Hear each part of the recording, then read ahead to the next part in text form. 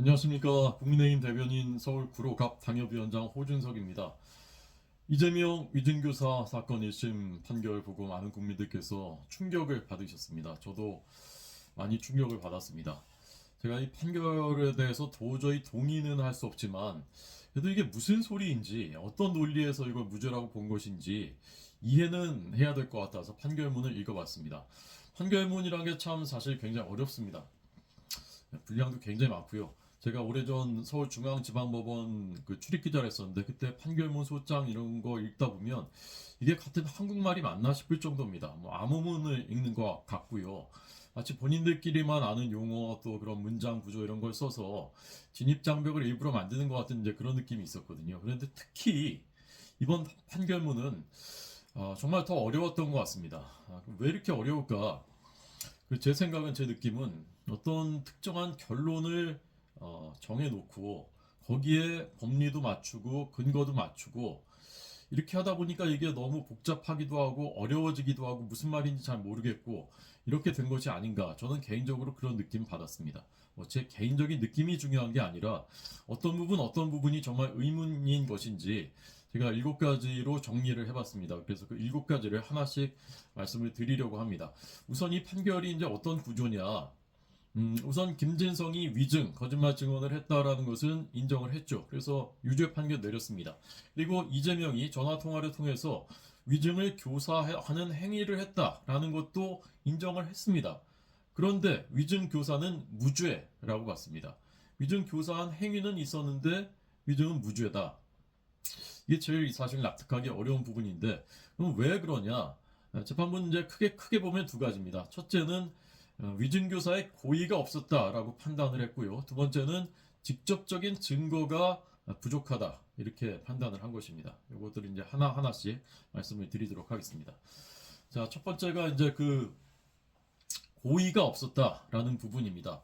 저는 사실 여기에서부터 딱 막혀가지고 이거 이해하는데 정말 한참 시간이 걸렸는데요. 왜냐하면 예를 들면 우리가 사람을 죽이게 했다, 사람을 죽게 만들었다라고 하면 두 가지가 있습니다. 하나는 살인이고 하나는 과실치사입니다.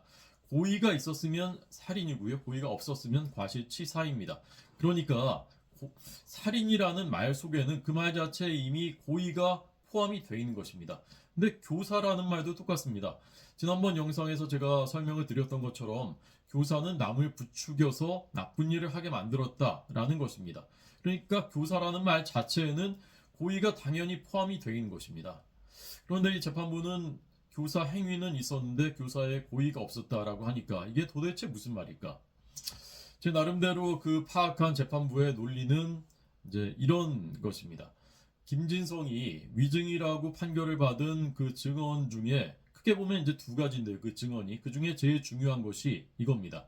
내가 김진성이 김병량 당시 성남시장에게 KBS와 김병량 시장 측 간에 이재명을 주범으로 몰고 최초로 KBS PD 고소는 취하자라는 그런 그 협의가 있었다라는 말을 김병량 시장에게 내가 직접 들었다라고 증언을 했습니다. 근데 이건 사실이 아닙니다. 들은 적도 없고요. 들은 적이 없으니까 당연히 기억에도 없는 말인데 그냥 없는 말을 지어내서 한 것입니다. 그래서 이게 유죄 판결을 받은 것입니다. 그런데 재판부는 이렇게 얘기를 합니다. 누군가가 누군가한테 교사를 했을 때는 교사를 시킨 사람은 이 사람이 그러니까 내가 시킨 이 사람이 여기서 이제 김진성이겠죠. 어떤 일을 할지를 예측은 할 수 있었어야 이 사람이 교사했다는 그 범행으로 인정을 할 수가 있다는 것입니다. 그러면서 이제 이런 그 예시를 하죠. 살인 교사를 누군가한테 했는데 그래서 교사를 한 사람은 A가 죽을 것으로 예상하고 있었는데 B가 죽었다. 그러면 B에 대한 살인은 이 사람은 시킨 사람은 거기에 대해서는 살인교사의 교사범으로 책임을 물을 수가 없다라는 예시를 판결문에다 써놨습니다. 근데 이건 무슨 얘기냐?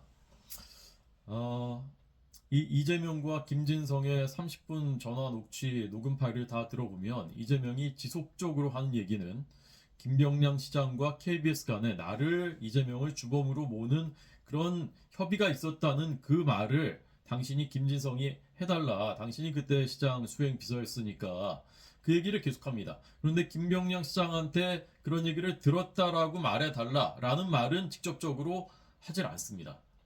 그런데 이 김진성은 이재명이 직접적으로 요구하지 않은 그 말까지, 그러니까 김병량한테 내가 직접 들었다라는 말까지 해준 겁니다. 그러니까 이재명이 요구한 요구치의 최대치를 더 뛰어넘은 기대 이상의 거짓말 증언을 해준 것이죠. 그러면 왜 그랬을까? 저는 30분 전화 통화 내용을 들으면서 이재명이 얼마나 간절히 김병량 시장과 KBS 간에 그런 협의가 있었다라는 사실을 그걸 당신이 꼭 좀 얘기해 달라라고 집요할 정도로 요구를 하는 것을 이제 확인을 하게 됩니다.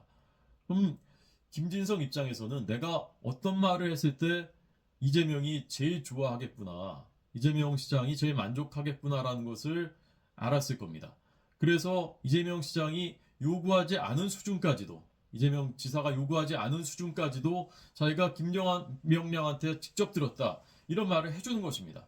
그런데 이것을 가지고서 이재명에게는 교사의 고의가 없었다, 과연 이렇게 판단할 수 있는 것인지 저는 매우 의문이었습니다.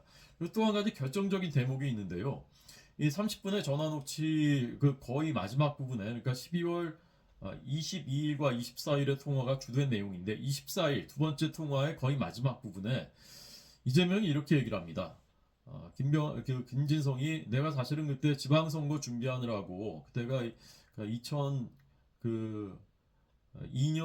4월이니까요. 2002년 6월에 지방선거가 있습니다. 그래서 김병량 시장의 지방선거를 준비하느라고 자기는 밖에 나가서 돌아다닐 때라서 그 상황을 잘 모른다라고 얘기하니까 이재명이 그 유명한 그럼 들었다고 얘기를 해주면 되지 라는 말을 하는 거죠. 저는 이 판결문 다 읽다가 이 부분을 읽는 순간에 약간 이제 소름이 끼치는 느낌을 받았습니다. 들었다고 얘기를 해주면 되지. 어떻게 보면 그대로 실행을 해준 겁니다. 이재명은 김병량 시장한테 들었다고 얘기를 해주면 되지, 이렇게 얘기하지는 않았습니다. 그리고 이제 그 바로 뒷부분에 보면 전해 들은 이야기, 당시 캠프의 분위기, 이런 걸 얘기해달라라는 말이 또 부연돼서 나옵니다.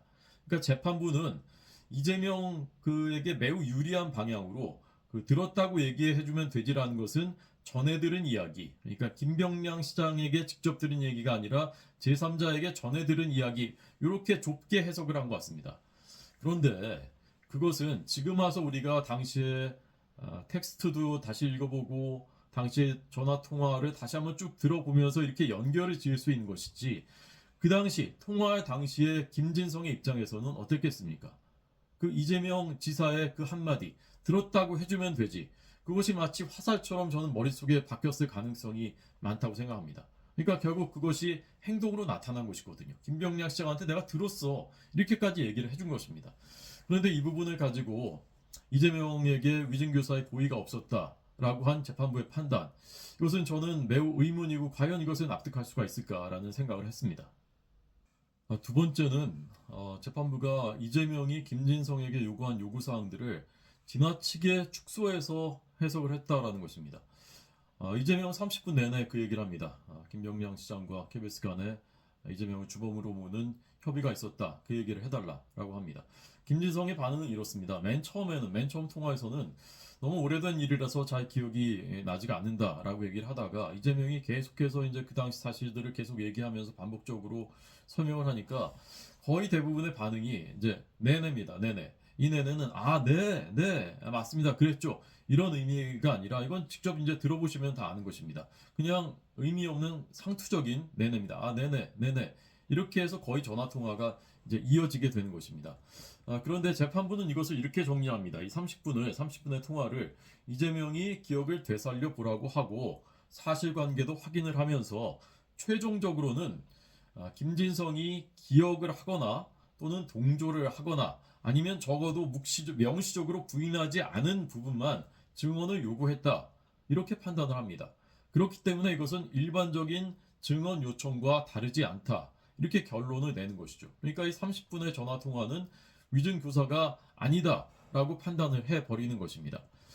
그런데 저는 이 30분의 통화를 들으면서 김진성이 얘기한 네네라는 것을 과연 이것이 사실을 인정하거나 또는 뭐 동의하거나 이렇게 해석을 할 수가 있는 것인지 저는 매우 의문이었습니다. 그리고 명시적으로 부인하지 않는 부분만 요구를 했다라고 하는데 김진성의 입장에서 자신이 사업을 하고 있는 경기도의 도지사이고 차기의 대한민국 대통령 후보가 될 가능성이 적지 않은 유력한 대선 주자이고 근데 그런 사람이 계속해서 얘기를 하는 것에 대해서 명시적으로 부인을 할 수가 있겠습니까? 그리고 거기에 대해서 동조하지도 사실은 않았습니다. 그냥 내내라고 한 것입니다. 그런데 재판부는 이 전체에 대해서 김진성이 동의하거나 또는 인정하거나 한 부분에 대해서만 이재명이 증언을 요구했다라고 보는 것입니다.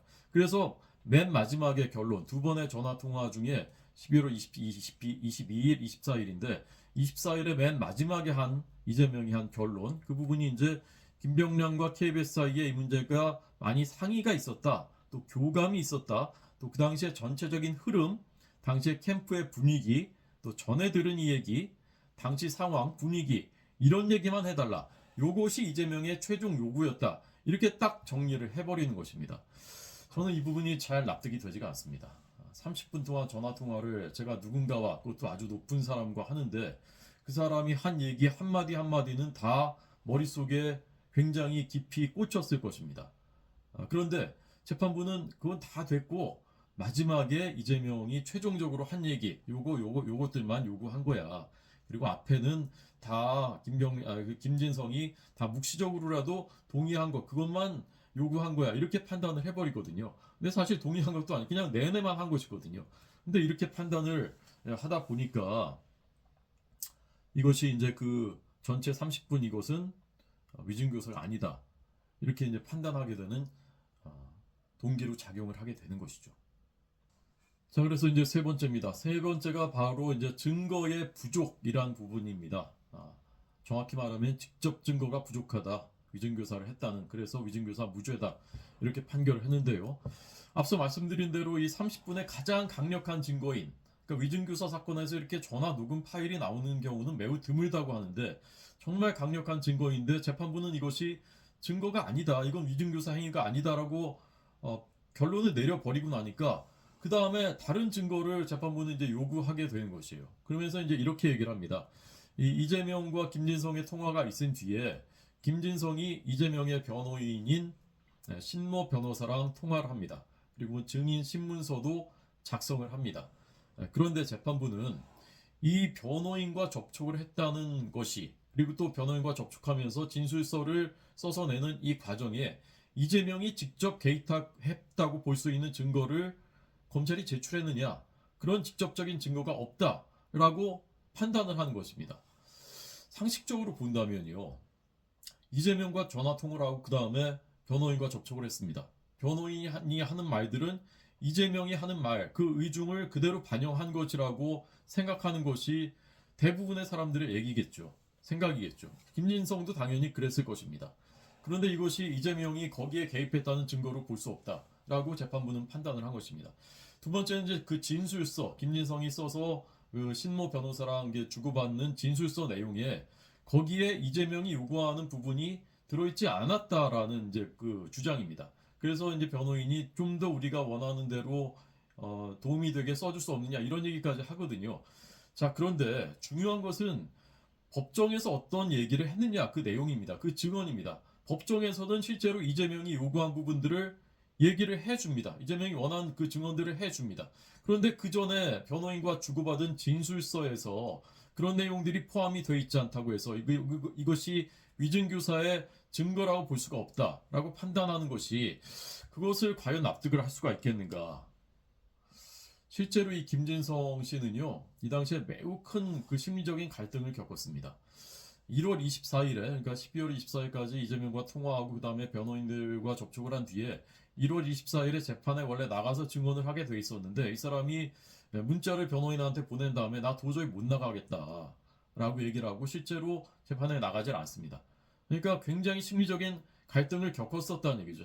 자기가 그런 말을 하고 싶지가 않았었던 것입니다. 그 증언을.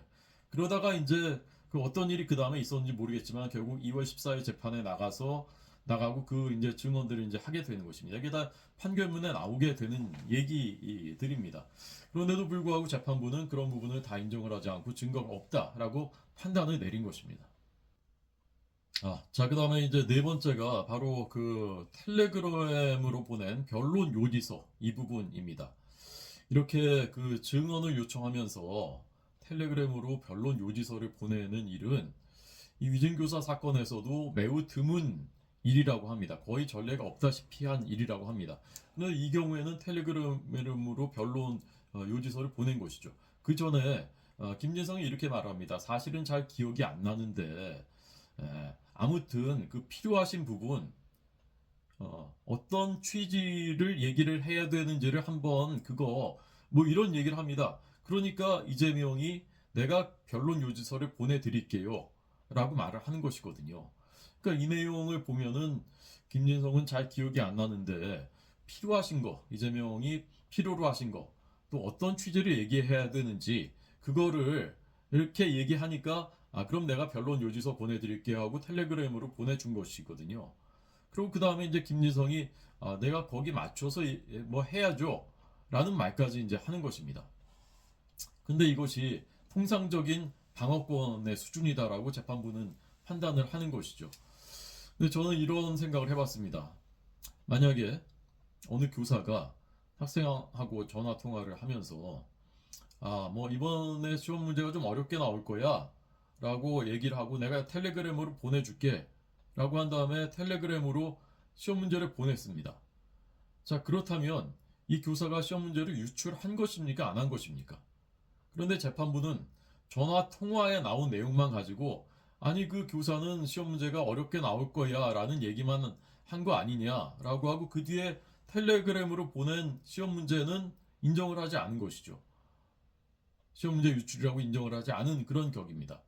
이 경우에도 변론 요지서 다 보내주고 그 다음에 나중에는 증인 신문서까지 보냅니다. 그러니까 김진성에게 우리가 변호인들이 이런 질문들을 법정에서 물어볼 거야 라는 증인 신문서까지 보냅니다. 그러니까 여기에 맞춰서 준비를 해라, 네가 증언할 준비를 해라 라고 하는 것인데도 이 부분에 대해서도 정상적인 방어권을 벗어난다고 볼 수 없다라고 재판부가 판결한 것이죠. 참 납득하기 어려운 부분입니다. 네, 다섯 번째입니다. 이 부분이 아마 많은 국민들 또 그 많은 언론들이 제일 많이 지적한 부분 중에 하나인데요. 도대체 그럼 위증을 한 김진성은 뭐 때문에 위증을 했냐라는 것이죠. 위증으로 덕을 본 사람은 이재명인데 시킨 사람은 무죄고 위증을 한 김진성은 유죄 판결을 받았습니다. 그럼 도대체 뭐 때문에 이 김진성은 위증을 해준 것이냐? 이게 전 국민이 궁금한데 재판부는 아마 이게 궁금하지 않으셨나 봅니다. 판결문을 아무리 읽어봐도 이 부분에 대한 설명이 나오지가 않습니다. 그런데 사실은 저는 궁금하지 않습니다. 왜냐하면 이미 다 알지 않습니까? 우리가 다 알지 않습니까? 김진성이 그런 위증을 왜 해줬는지. 우선 2019년 2월 재판에서 이 증언을 위증을 해준 다음에 바로 그 2019년 2월에서 4월 사이에 이 김진성은 경기도청에 납품을 하게 해주는 대가로 한 무선통신 장비 제조업체로부터 7천만 원을 받은 혐의가 그 이후에 밝혀졌습니다. 그러니까 위증의 대가로 돈을 받은 것이라고 볼 그 의심의 정황이 매우 충분한 것이죠. 그것뿐만이 아닙니다. 이 김진성이 바로 김인섭이라는 백현동 사업의 몸통이죠. 브로커. 이 사람하고 같이 성남시에서 인허가를 알선해주는 대가로 35억 원을 받기로 약속이 돼 있었는데 이때까지 못 받고 있었습니다. 그런데 그 뒤에 35억 원을 받은 것으로 알려져 있습니다. 실제로 이 30분의 전화통화 내용을 보면 그 중에 뒷부분에 이재명과 김진성이 백현동 사업과 김인섭에 대해서도 얘기하는 부분까지도 나옵니다. 그러니까 매우 의심스러운 그런 정황들이 있는 것이죠. 플러스 이 권력, 김진성은 성남에 기반을 두고 있는 사람이고 거기서 비즈니스를 하는 사람인데 경기도지사가 차기 대선 주자인 사람이 자신한테 전화해서 그렇게 집요하게 반복적으로 요구를 하는데 그것을 안 들어줄 수 있을까? 과연 나라면 그것을 안 들어줄 수 있었을까? 아마 많은 국민들이 그렇게 생각을 했을 것입니다. 실제로 김진성은 내가 위증을 한 것은 이재명 대표가 요구했기 때문이다. 반복적으로 그 압박이 있었기 때문에 내가 그것을 들어주지 않을 수가 없었다. 이재명의 요구가 없었다면 내가 위증할 이유가 없었다라고 진술을 다 했습니다. 그런데 그럼에도 불구하고 재판부는 이런 내용들을 유무죄 판결과 양형에 반영을 거의 하지 않았습니다. 거의 하지 않은 게 아니라 이 부분이 판결 내용에 아예 없습니다. 이 부분 참 납득하기 어려운 부분 아니겠습니까? 자, 여섯 번째 의문입니다. 저는 이 부분이 굉장히 저 개인적으로 굉장히 중요한 부분이라고 생각하는데요. 아까 말씀드린 대로 김진성이 유죄 판결을 받은 위증이 크게 보면 두 가지입니다. 첫 번째는 아까 말씀드린 대로 자기가 김병량 시장한테 그런 얘기를 직접 들었다. 그러니까 이재명 주범으로 모는 협의를 하고 있다는 얘기를, 그 부분이 이제 그 유죄 판결인 거고요. 두 번째는 이겁니다. 그 김병량 시장 측과 KBS 간에 이재명을 주범으로 모으는 그런 협의가 있었다라는 부분, 이 부분도 김진성이 법원에서 증언을 합니다.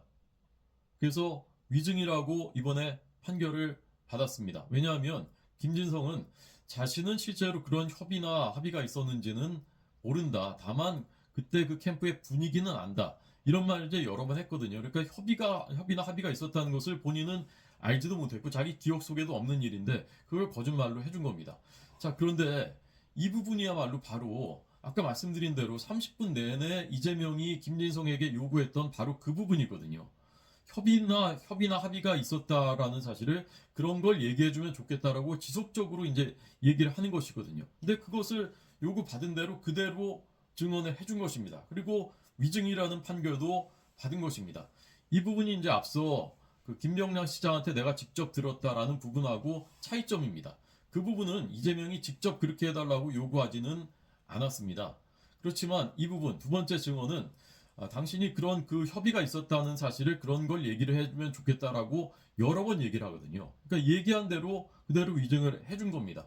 그런데도 이 부분을 법원은 위증교사라고 판단을 하지 않았습니다. 왜 그랬을까? 이것도 판결문을 한참 읽어본 뒤에 이제 제가 나름대로 내린 결론인데, 아까 말씀드린 재판부는 30분 통화의 맨 마지막 결론 부분, 그러니까 그 당시에 상의나 교감이 있었다, 또 분위기가 그랬다, 전체적인 흐름, 이런 걸 얘기해달라, 이 부분만 이재명이 최종적으로 요구한 것이다라고 판단을 해석을 해버린 것입니다. 그러니까 거기에는 합의나 협의 이런 내용은 그 마지막 부분에는 없거든요.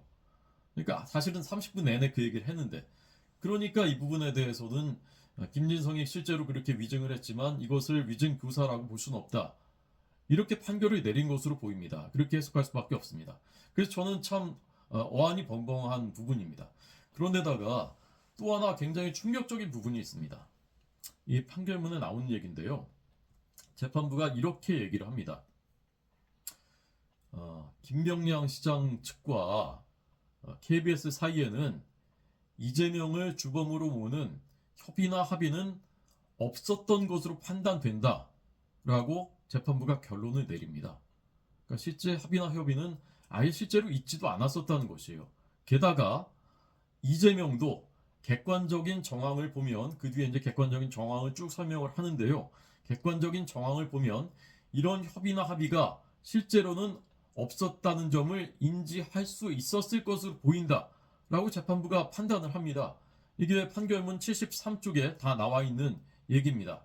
그러니까 한마디로 이재명은 있지도 않았던 일을, 전혀 있지도 않았던 김병량과 KBS 간의 그 협의를, 그리고 본인도 그런 사실이 실제로 있지도 않았을 것이라고 인지했을 것으로 보이는 그 일을 계속 김진성한테 증언해달라고 요구를 한 것이죠. 그리고 결국 김진성이 그렇게 증언을 한 것입니다.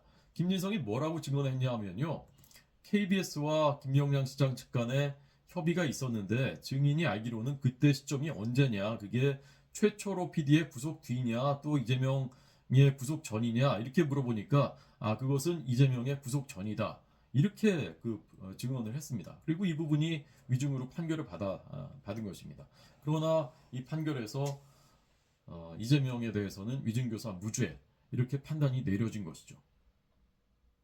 자, 이제 마지막으로 기타 사정들입니다. 이 기타 사정들은 제가 붙인 말이 아니고요. 재판부가 판결문 쓰면서 맨 마지막 부분에 기타 사정들 이렇게 해가지고 몇 가지를 쭉 덧붙입니다. 이게 그러니까 자신들도 위증교사라고 볼 만한 그런 그 여러 가지 그 말들이 그 녹취록에 나오는데 그것을 위증교사라고 하지 않다 보니까 여기에 대해서는 자기들도 좀 해명을 해야 되겠다 이렇게 판단을 한 것 같아요. 그러면서 그 사정들을 쭉 열거합니다. 첫 번째가 그겁니다. 이재명이 전화 통화하면서 이런 얘기를 하죠. 아, 세월도 어차피 지나버렸고 시장님은 돌아가셨고 이렇게 얘기를 하거든요. 김진성에게. 그러니까 이건 그 어차피 뭐 세월도 지났고 이제 그 증언해줄 김영란 시장도 안 계시고 그런데 당신이 좀 얘기를 나한테 유리하게 해주면 되지 않냐 이렇게 해석할 여지가 이제 충분하다고 그동안 저희들은 봤었던 것인데 이렇게 재판부는 여기에 대해서 이렇게 해석을 합니다. 그렇게 해석할 여지는 있지만 그러나 그렇게 결론을 내리기에는 부족하다 이렇게 판단합니다. 그래서 사실 이 부분은 이런 부분들은 다 주관적인 그 해석의 문제인데 놀랍게도 재판부는 이재명 대표에게 불리한 것으로 해석될 수 있는 대목들은 다 이런 식으로 판단을 합니다. 그렇게 해석할 여지는 있는데 그렇게 보기에는 부족하다. 이렇게 되는 겁니다. 이게 이제 첫 번째가 바로 그 부분이고 두 번째는 이겁니다. 김진성이 이렇게 말하죠. 어떤 식으로 방향을 잡았으면 좋겠다. 를 알려주시면 제가 거기 맞춰서 하겠다 이렇게 얘기를 하는 게 다 전화 통화에 나옵니다. 근데 이 부분에 대해서도 똑같이 법원 그 재판부는 이렇게 판단을 하는 것입니다. 그 부분도 그렇게 해석할 여지는 있지만 그렇게 추단하기에는 부족하다. 똑같은 판단을 한 겁니다. 그다음에 이제 세 번째, 이재명이 정진상 신복이죠. 정진상을 통해서 그러니까 김인섭은 이 김진성과 친한 관계인 김인섭한테 부탁해서 결국 김진성에게 이렇게 통화를 하는 그 통화가 이루어졌다라고 그런 그 정황들, 그런 증언들 이 부분에 대해서도 역시 똑같은 판단입니다. 그렇게 해석할 수도 있지만 그렇게 볼 수는 없다. 볼 수는 없다. 또 이렇게 주관적으로 해석을 하는 것입니다. 그러니까 이재명에게 불리한 것으로 보일 수 있는 그런 내용들에 대해서는 다 그냥 똑같이 그렇게 볼 수는 없다. 그렇게 해석할 여지는 있지만 이렇게 다 판단을 내려버립니다. 그런데 반면에 그와 반대의 부분, 기억을 잘 되살려서 기억나는 대로 얘기해 주지. 이런 부분들은 서로 듣기에 따라서 저희들이 보기에는 이것은 그냥 양념일 뿐이다. 그냥 알리바이 만든 것일 뿐이다. 라고 해석할 수밖에 없는 문맥상 그렇게 보는 것인데 이 부분에 대해서는 재판부는 전부 다 그냥 그거 액면가 그대로 다 해석을 해줍니다. 아, 기억나는 대로 얘기해달라고 하지 않았느냐. 기억을 잘 되살리라고 하지 않았느냐. 그냥 그렇게 이재명에게 유리하게 해석을 해주는 것입니다. 그러니까 이런 부분이 과연 형평성 있는 공정한 판단을 재판부가 한 것인가에 대해서 상식적인 생각을 하는 사람들로서는 의문을 갖게 되는 것이죠. 그 다음에 이제 마지막으로 이제 또한 그 결정적인 부분이 있는데요. 재판부가 이 부분, 안 본 거 뭐 그런 얘기는 할 필요 없는 거고 라는 말을 이재명이 하거든요. 그러니까 이 부분을 그 재판 전부터도 이재명 변호인들은 집중적으로 부각시키던 내용이에요. 안 본 거 뭐 그런 얘기는 할 필요는 없는 거고 라고 얘기를 했다는 겁니다. 이재명이. 그러니까 위증교사한 게 아니다라는 것이죠. 그리고 실제로도 재판부가 이 내용을 그대로 인용을 합니다. 안 본 거 뭐 그런 얘기는 할 필요는 없는 거고라고 하지 않았느냐라고 재판부가 판결문에 씁니다. 그런데요, 이 부분을 30분 그 전화 녹취 그 파일을 한번 다 들어보십시오. 이게 뭐에 대해서 한 얘기냐면은 바로 앞에 검사 사칭 사건, 2002년 검사 사칭 사건 그 통화, 그 당시 상황을 얘기를 합니다. 그러니까 이재명이 2002년 검사 사칭 사건 그 통화 때는 당신 김진성은 그 자리에 있지도 않았으니까 그런 안 본 거 뭐 그런 얘기는 할 필요는 없는 거고 라고 얘기를 합니다. 그러니까 이 내용은 당신 검사 사칭 사건 통화 때 그 얘기는 당신이 안 봤으니까 할 필요는 없는 거고 라는 부분이에요. 이건 딱 떨어지게 들어본 사람은 누구나 그렇게 해석할 수밖에 없다고 저는 생각을 합니다. 그런데 그 부분을 재판부는 아주 넓게 그리고 실제로는 실제와 다르게 전반적인 거에 대해서 안 본 건 얘기할 필요 없지라고 이재명이 얘기한 것으로 이렇게 해석을 해주는 것이죠.